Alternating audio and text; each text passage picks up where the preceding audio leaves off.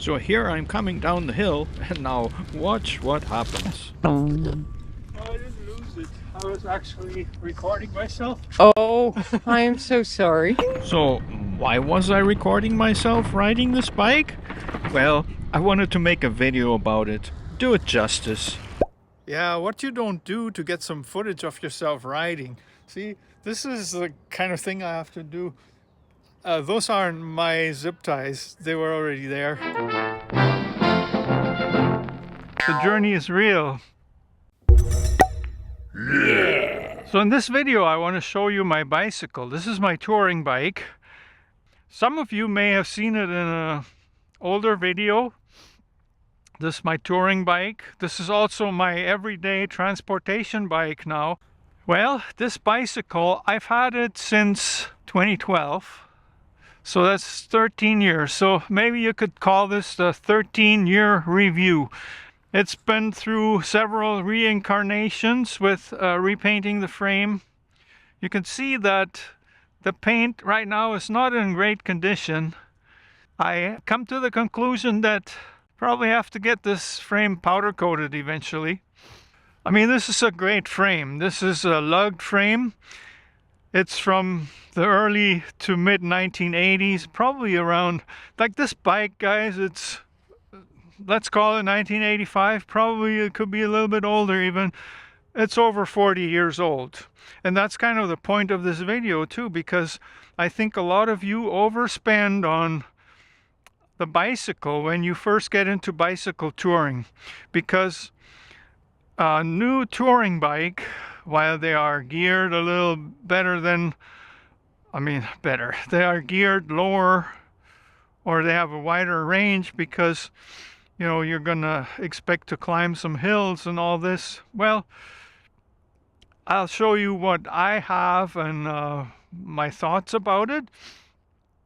But basically, this bike is built so solid, it's a steel, chromoly steel frame, that you probably not going to find today.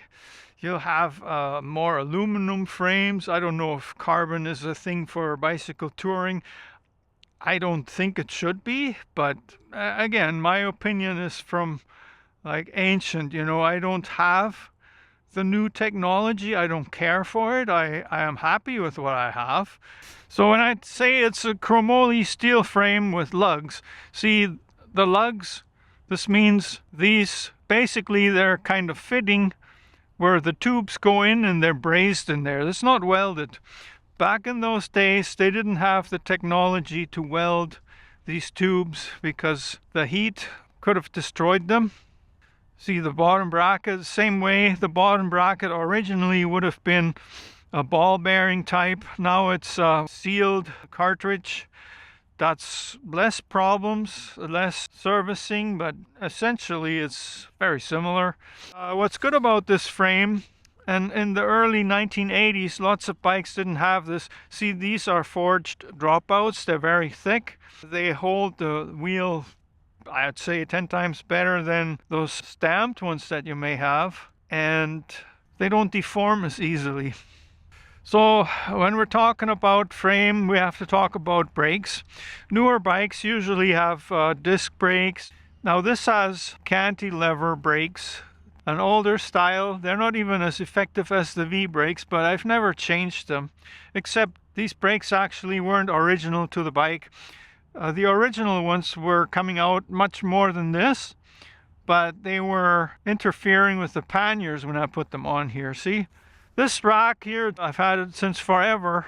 At one time I thought I painted the same color as the bike. It doesn't look so great, but this rack is indestructible, guys. See, it's attached here at 2 points and at the bottom.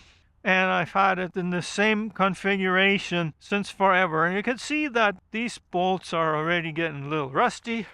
So if you find a frame like that, even if there are parts missing and stuff, do me one favor, don't dump it at the eco station or the landfill or scrapyard. These are worth gold. They are really good bikes. Even if you have a misalignment for the rear triangle or something, you can just take some big pry bar or 2x4 or something and straighten it back out. And yeah, it's a forever frame. Now, what some might not like, and it's an old system, this is a simple quill stem system for the steering. There's a bearing down here, bearing up there. So you see the mark here. You're not supposed to go past this mark, but I've got a little bit higher because I like the upright position. This stem is not original to the bike, but it is very, very close. See the brake in the front, the same way. A while ago I had a problem when I put this new white fender on. It was interfering with the cable here. That's since been resolved. In the front I got this cool stop. They're supposed to be very good brake pads, and yeah, they hold up really well. The front rack is actually a modified rear rack. On previous bike tours I had a different rack that was shorter than this. It broke. But it's not the rack that broke, it's the bracket, because I had made it myself out of aluminum. So now I got this one is steel, indestructible. It's supported here. Unfortunately, I had to put spacers here between the fork and the rack, but it hasn't caused any problems. And if you look at this really carefully, it's bent here. It doesn't look that great. But I had to do this in order to get some clearance between the tire and the rack. I haven't bent it enough to really weaken it, and I don't care what it looks like. This is for front panniers. Yeah guys, normally the front panniers, I don't load them that heavy. And in this case, the way this rack is set up, they are sitting a little bit higher than a lot of people think they should be for weight distribution. So you want a lower center of gravity normally, but hey, if you're not loading the front that heavy, I mean, who cares? The advantage for this, and I've had this happen, is if you have to push your bike through a river, then you know, a couple of inches will make a difference whether you have to take off all your panniers and wade through that river 2 or 3 times to get everything over, or you just push it the way it is. Talking about the handlebars, see I got a bag on here. This has been, yeah, right now I'm just keeping my camera and my gear in there, but this is a nice setup. I really like it. What you need to know about this bike is the shifters. It's got old style friction shifters. They are original to this bike from probably 1984 or something like that. They're Shimano. And I would not change them for anything. I don't believe in index shifting for this kind of bike. See, if they ever get too loose, you could just tighten them with this. But other than that, you don't touch these. You don't have a problem with them. Talking about shifting, so I want to show you my setup with the gearing that I have right now. It's not exactly what I was aiming for, but it works. It works good. Ever since this spring I have a cassette. It's an 8-speed cassette. So far it's held up really well, but I haven't ridden it really that much, like just around town basically. I used to have a 6-speed on there, and I was convinced that 6-speed was, for me, was the way to go. I would have kept it like that. The problem is that you cannot get 6-speed stuff anymore. Before this year I had a rear wheel that had a freewheel on there to screw on, and those Shimano freewheels, they are gotten a little bit more expensive now, and also you can't get the 6-speed with the 34 tooth low gear. So I was looking for other alternatives, and I had 2 wheels to pick from. Actually, I had this rear wheel that I have now. It's aluminum and it's double walls, but the thing with it is it's got only 32 spokes, but so does the front one. They're from the same set that I bought at a yard sale once for pretty cheap. but they fit on this bike, so I figured, hey, I'm gonna use them. And I would have preferred 36 spokes, to be honest with you, but with it being double wall rims, I think that makes up for the loss of the 4 spokes there. And so far, I haven't hauled any real heavy luggage with it, but I am pretty confident that it's just fine. So in the front, this is I'm not sure if it's original to this bike, but it's original to this period. It's got 3 ranges. This crankset's been on there for quite some time. It's a Biopace. They're almost antique now, I think. Those pedals, I'm going to mention something about it. Like I bought them in Colombia after the ones that I had from here seized up on me. So yeah, they are good quality. They've been on there since 2020, I think. These bottle cages, they're actually not that great. They're plastic. They're supposed to be unbreakable. Which they're not. See, you can see it's broken here.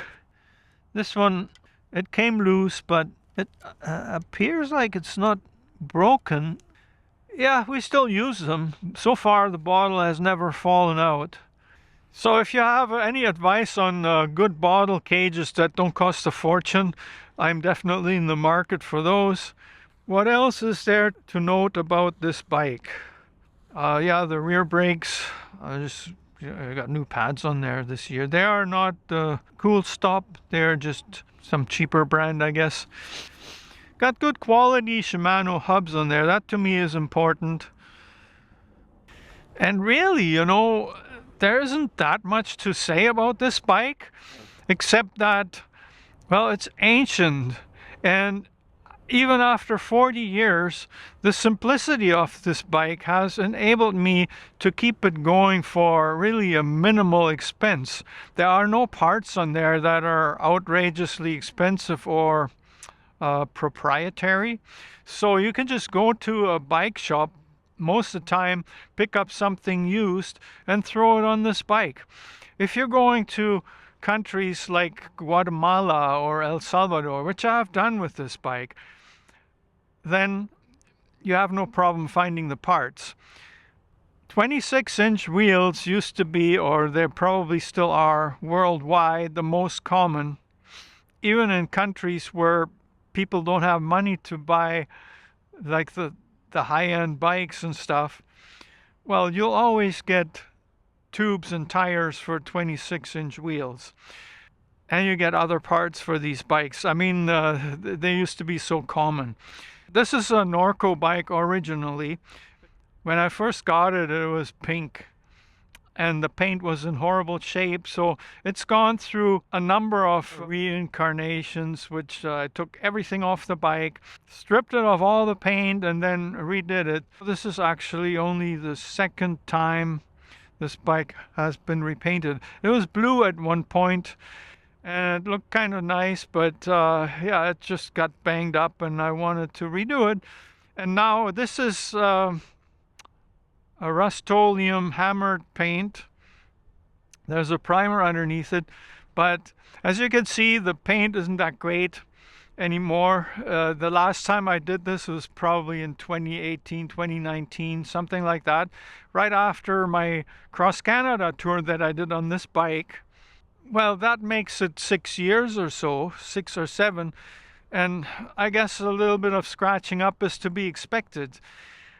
But I've seen bikes that have powder coating, and it seems like they are holding up a whole lot better, and I'm playing with the idea to get this bike powder coated in the near future. If it's not going to happen later this year when the winter season hits and I'm going to switch to my winter bike, then it'll probably happen next year. But the thing is, during the summer season and up until basically up until Halloween and sometimes a few weeks beyond, this bike gets ridden. And then if we travel somewhere, this bike gets taken with us. So this is basically a year-round bike, but I don't ride it in the ice and snow. Bicycle touring is still one of my greatest passions, and I just love the freedom that you feel when you're on the road. And I can tell you that I don't need no other bike. They could come up with Surly has good touring bikes. I see them. I see what people do online. There are all kinds of touring bikes available that are supposedly better than this. But my honest opinion is that I have found this is the best for me that you could possibly have. The simplicity is just out of this world. So you don't, why would you want something that you might have a problem finding parts for, or adjusting the gearing or whatever it may be, you know? Like, then you'll be somewhere in a foreign country or whatever, and those parts that you need, well, unless you have spares in your panniers, which makes you heavier and stuff, and then you might be stuck.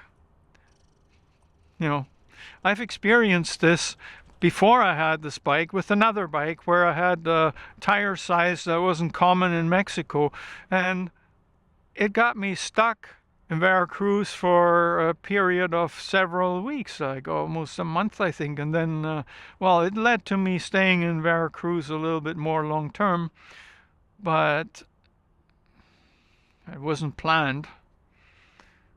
But you know, that's also in the spirit of bicycle touring. Sometimes the best things happen when things don't go the way you planned them. That's why I don't believe in too much planning. What I do believe in, though, is to have a bike that you can count on 100%. And this, what I have behind me here, this is absolutely it. So yeah, let's have another good look around here. I got both ends now quick release axles. So I don't mind these quick release ones, even though the solid ones, they're probably stronger. Another thing that I need to talk about this bike is my Brooks B17 seat. Some people tell me that it's tilted too far back. Well, that's my seating position. As you can see, the handlebars are high up, and for me that's just the most comfortable position there is. I got a little bag here. This is actually from the dollar store. This is for a tool kit, a little pump, patch kit, the most necessary things that I always try to have. This seat, been on this bike since 2016, so that's been 9 years, and you can't be more comfortable than this. There's like varying reviews about that. Some people just don't get comfortable on these, and I think it's when the tilt angle is wrong. You have to actually play with this when you adjust it, and sometimes you have to defy what your bike fitter is telling you, and you have to try it out for yourself. When I adjust this seat totally level or on an angle tilted forward, this is uncomfortable as hell, but the way that I have it set, I could sit on this all day and I'll be fine. Yeah, the other thing I wanted to show you is the seat post, because I changed this last year. That was because the old one had a weird bolt up on top there that just got worn out, and it eventually broke. So this one is a better seat post. If you haven't seen my original video about this bike, I encourage you to watch it. It's years old. It became very popular very fast because I put a price tag on the thumbnail saying that it was $100, which was what this bike initially cost me, including all the parts I had to put on it myself when I first got it. This came from a community bike shop, was basically discarded in the yard, and I rescued whatever was left on it and put the parts that were missing. This bike is so rock solid. I mean, I've had it for 13 years now, and I wouldn't change it for the world. So if you can get your hands on one of those and use it for touring, do whatever modifications, which is mostly just the gearing, maybe put your own personal handlebars on there. Yeah, these handlebars are not original. I put them on so that you're comfortable on it, so that you can actually ride it for a whole day without getting aches and pains everywhere.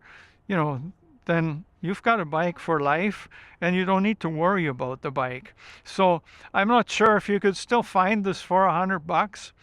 I think they're getting less and less of them because people throw them out or whatever. You know, they're just old bikes. People don't appreciate the build quality that you had back in the 1980s on which is really, I don't know if this was really a high-end thing or whatever, but it was definitely a good quality bike. Norco is no longer in business. This is what this bike is. But you have bikes from Kuwahara. You had bikes from, I don't know, Rocky Mountain, I think. Like, there'll be other brands that have very similar frames, even Raleigh. You know, find one of those old frames and use it. Use it because they'll never, unless you manage somehow to dump it in a pile of salt and they rust out or whatever, they'll never break down. Or you have to jump with it and crack the frame, whatever. But I haven't managed to break mine yet, and I don't think I ever will. I'm not that hard on it, but I ride it. I ride the hell out of this thing. So, leave me your comment. How are you doing with your bicycle touring? Do you have a new touring bike? Did you have to get a new touring bike in order to go on a really long tour? Or do you have something like this and have you found any problems with it? And yeah, let me know. I appreciate every comment. I try to answer them all. So, all right, have a good day and I'll talk to you soon.